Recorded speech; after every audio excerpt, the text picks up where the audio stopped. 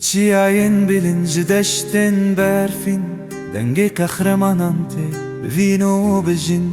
Bi destên azadî bi singat jî hêvî Rabûn ser piyan ji bo gelê xeyê kevin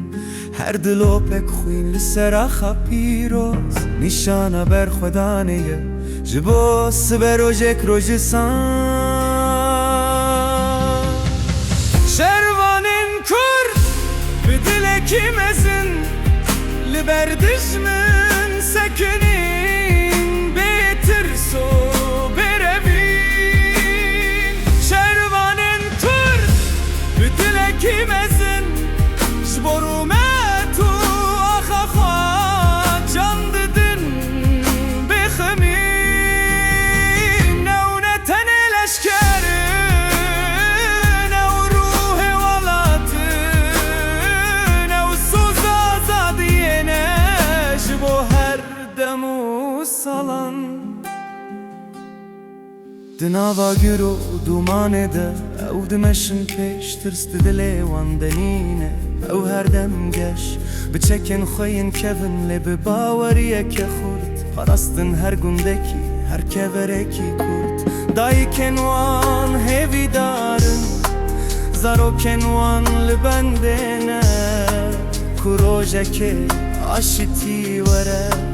û ew vegerin malên xwe Şervanên Kurd bi dilekî mezin li ber dijmin sekinîn bêtirso berevîn Şervanên Kurd bi dilekî mezin ji bo rûmet û axa xwe can didin bêxemin Ew ne tenê leşkerin ew rûhê welatin ew soz azadiyê ne ji bo her dem û salan Dibe ku birîn hebin dibe ku êş hebin Levîna wan neşikestiye her dem şin dibin Ji her kîrînekê ji tenek tê derê Ji her şehîdekî ronahiyek geş dibe Ew çira ne di tariyê de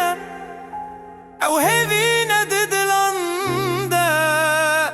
Peyman azadiyê ne li ser hemû cîhanê Şervanên Kurd bi dilekî mezin li ber dijmin sekinîn bêtirso berevîn Şervanên Kurd bi dilekî mezin ji bo rûmet û axa xwe can didin bêxemin Ew ne tenê leşkerin ew rûhê welatin ew soz azadiyê ne ji bo her dem û salan Şervanên Kurd qehremanên me rûmeta gelê me rûmeta